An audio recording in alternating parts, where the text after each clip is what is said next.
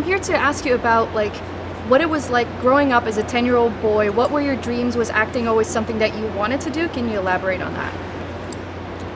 Yeah, I think I always, well, not necessarily always, but from quite a young age I knew I wanted to act.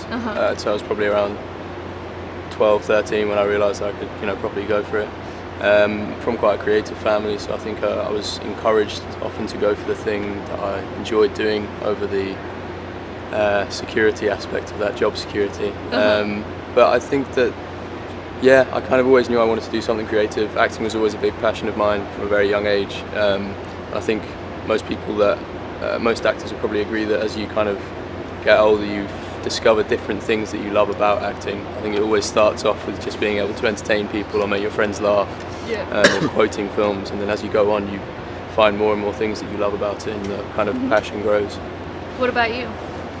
Yeah, I think I've always been a massive fan of movies and actors, and there's so much of things that I've watched that I feel like when you're younger and you watch it, it kind of shapes you, I guess. So I did a little bit of it when I was younger. I think with this, when I heard about the project, it just sounded so exciting, and obviously the prospect of getting to work with Chris was incredibly exciting.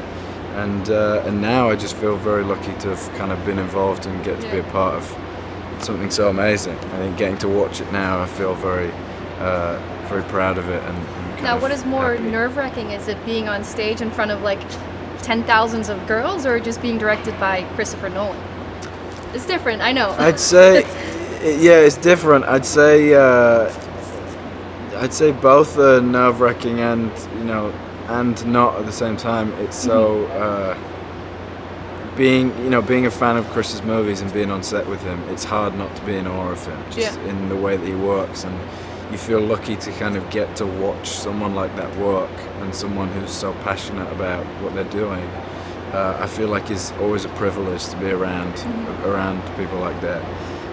But yeah, I think Chris knows what he wants, and he's obviously such an amazing director. I think you definitely feel like you don't want to let him down. I think that is definitely a big part of kind of the nerves part of that. Now this is quite a difficult question. These soldiers, like, for them it's very easy to sacrifice their lives. They know exactly what they're doing. So what's like the one thing that you would sacrifice your life for? I know. Wow. Told you. I'm not sure it is necessarily easy for the soldiers to sacrifice their lives. I think particularly at the time that we're talking about, I think it was actually quite a hard thing for them to do, and I think it was often an unwitting thing for them to do. I don't think many people knew what they were letting themselves in for, didn't know they were sacrificing their lives maybe. There was a lot of positive press about joining up to the army. So yeah, I'm not sure it was necessarily an easy thing to do for them. In terms of what I would sacrifice my life for? I think that a lot of, for what these soldiers kind of think that they're doing, I think a lot of it starts at home, and I think most people would say the first thing that would come to mind would be their family. And I think for each of these young soldiers who didn't know what they were getting themselves in for, I think a lot of it starts with wanting to protect your family, which I'd say is what most people now would say they would, I guess, give their lives for. You didn't answer my question. You guys are really good. I did.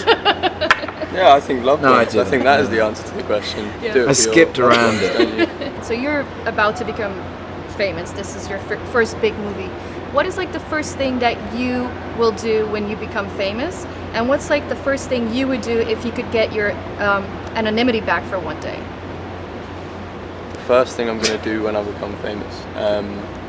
Buy a big house in Beverly Hills. No. This question's amazing. Good.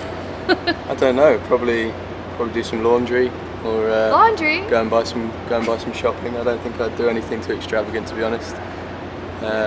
Yeah, fame has never been something that has caught my attention that much or interested me. Yeah. I mean, I don't know really. I don't know. I don't know. I don't really think about it too much. You do some shopping as well. I just kind of, you just live, Just live. I mean, I don't know really. Don't think, yeah, right? Well, they're giving me the rap, dance so around you it. Are get they? away with it. No, come on. He's like, Thank you. thank you so Nice much, one. guys. Thank you so Yeah. much.